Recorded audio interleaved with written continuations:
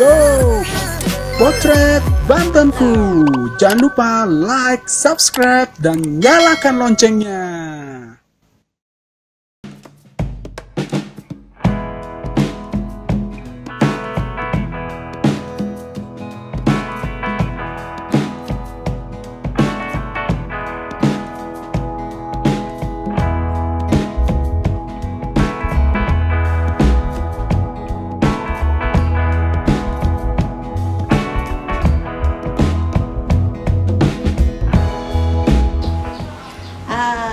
Selamat siang, Bapak. Selamat siang. Dengan Dewi. Saya Gino. Bapak, Dewi mau nanya-nanya nih. Kita wawancara sebentar ya, Pak ya. Boleh. Sebelumnya perkenalkan dulu. Bapak udah berapa lama ya buka usaha kelapa ini? Saya mulai kelapa ini lebih kurang sudah 6 atau 7 tahunan lah, lebih kurang gitu. Udah nggak ingat juga. Sudah lama ya? Iya. Berarti dari 7 tahun itu memang di sini? Iya. Kalau untuk kelapanya sendiri, Pak, ngambilnya di mana? Banten dan sekitarnya. Banten dan sekitarnya ya? Kita kumpulin dari masyarakat. Oh, bukan memang punya Bapak lahan sendiri gitu? Tidak, lahan sendiri sebenarnya punya tapi nggak banyak. Banyaknya dari masyarakat. Pengen tahu, Pak, apa sih perbedaan kelapa Banten sendiri dengan kelapa luar? Sebenarnya perbedaan sih tidak ada. Cuman kalau luar ya mungkin menang image saja, impor gitu ya. Kalau kelapa lokal kita ya pasti lebih menang lah. Ibaratnya gimana ya, fresh udah pasti. Pasti ya. Nah, kalau kita fresh. bicara impor, dia perjalanan aja udah berapa hari. Gitu. Pasti udah nggak segar lagi ya. Betul. Seperti itu. Ya. Pak, Dewi mau tanya nih, sejarahnya Bapak kok bisa gitu punya ide kelapa itu bisa dibentuk seunik ini? Itu gimana, Pak? Oh gitu. Ceritanya saya pernah waktu itu liburan ke Singapura. Melihat ada kelapa begini, saya lihat kok lucu ya gitu.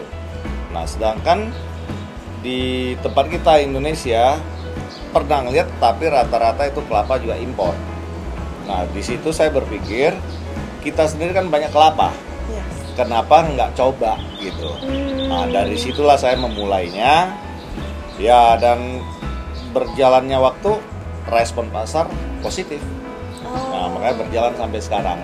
Jadi ide itu datang waktu Bapak ke resto Singapura. Iya, liburan di Singapura gitu. Melihat ada kok kelapanya kok bisa dibentuk begini, lucu. Nah, setelah itu saya lihat di pasar kita itu banyaknya barangnya impor.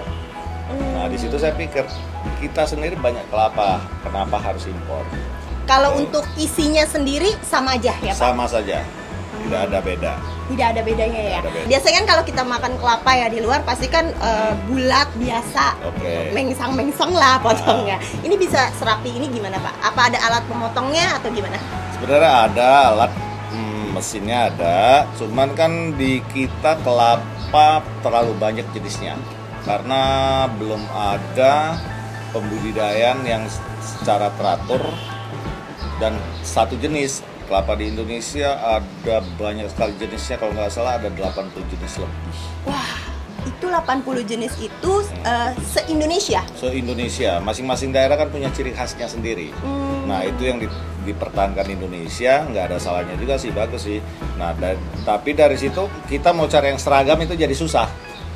Karena berbeda jenis. Nah, kalau yang dari luar, karena mereka sudah membudidayakan hamparan itu satu jenis, makanya bentuknya sama.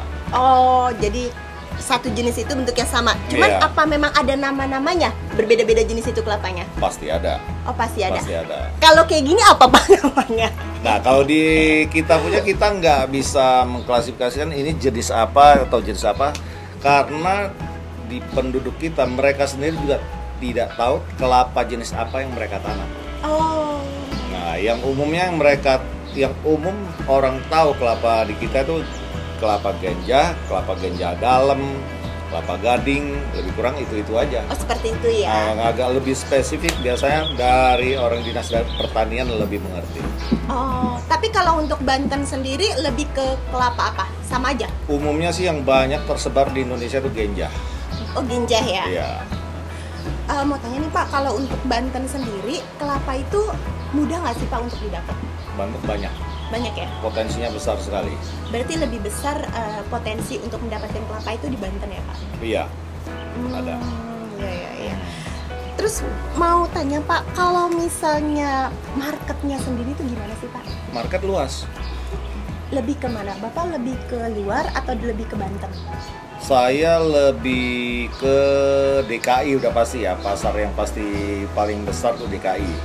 Karena kelapa saya bentuk begini supaya dia pantas masuk ke modern market atau hotel atau restoran mewah.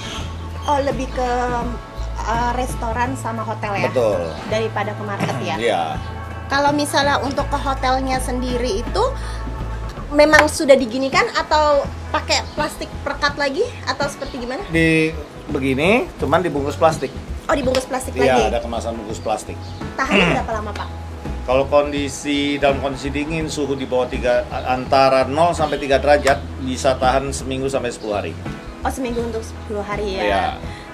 Cuma kalau misalnya untuk di Bantennya sendiri itu banyak nggak sih Pak peminat kelapanya? Peminat banyak. Pasti banyak ya? Wah, kelapa untuk saat sekarang orang sudah mengerti lah ya.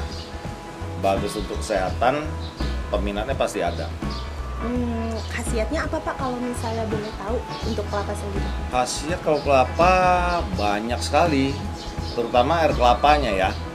Kalau kita bicara air kelapa, itu kandungan mineralnya itu lebih bagus daripada salah satu minuman energi kalengan.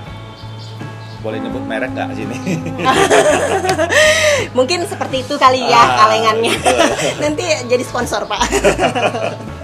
Mungkin Gitu. seperti kalengan minuman kemasan kalengan yang Betul. di supermarket gitu ya? Iya, seperti minuman energi, suplemen gitu. Air kelapa kandungan mineralnya lebih bagus. Gitu.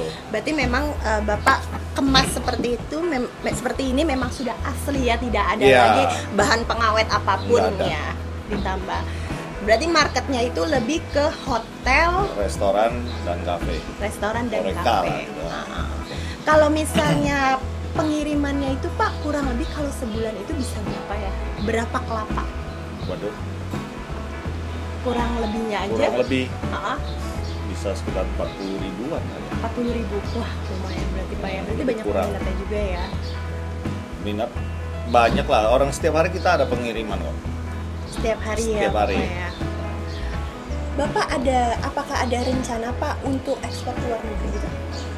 Ya kalau itu kan peluang pasar ya, rencananya sih pasti ada gitu. Cuman saya masih berpikir kalau kita sudah bicara ekspor, kita harus sanggup memenuhi syarat 3K.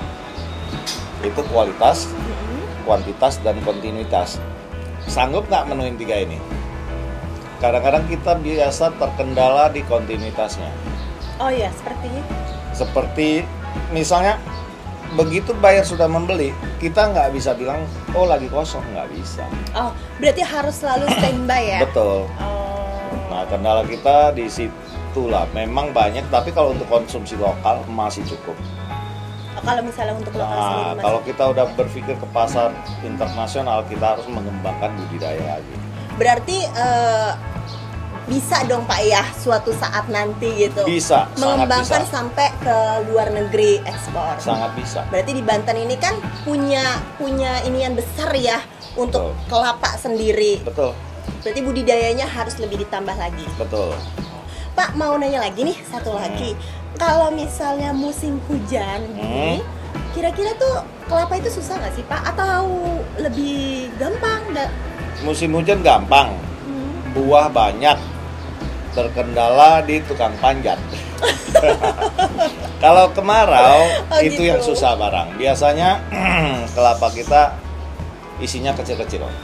Kalau musim kemarau, Oh jadi kalau misalnya kemarau kelapa lebih kecil-kecil isinya kecil-kecil ya isinya. daripada musim hujan. Ini bentuk tetap normal begitu, tapi begitu kupas, batoknya kecil. Oh. Sabutnya aja yang tebal, Kalau batoknya kecil, otomatis isinya sedikit. sedikit. Gitu. Dia cuma sabutnya aja yang tebal. Jadi sabutnya aja ya. Jadi Betul. isinya belum tentu bagus ya. Nah, ya karena kelapa di kita kan belum benar-benar dirawat, pembudidayanya belum benar-benar diperhatikan begitu ya. Berarti pesannya itu pembudidayaan kelapanya mungkin Betul. bisa lebih dibesarkan ya, Harus karena lebih, memang sudah ada hasilnya dari. Betul, harus lebih intensif lah diperhatikan, baru hasilnya keluar bisa bagus. Oke, kalau kayak gitu Bapak, sampai di sini Bapak wawancara Dewi. Semoga sukses selalu. Terima kasih. Kelapanya selalu jaya. Dewi seneng banget ngelihat kemasannya, imut-imut Pak. Dan pinter banget Pak bisa kemas gini rapinya ya. Luar biasa banget. Oke Bapak, terima kasih banyak Terima ya. kasih, Sampai ketemu sama-sama. lagi. Yo, Potret Bantenku. Jangan lupa like, subscribe, dan nyalakan loncengnya.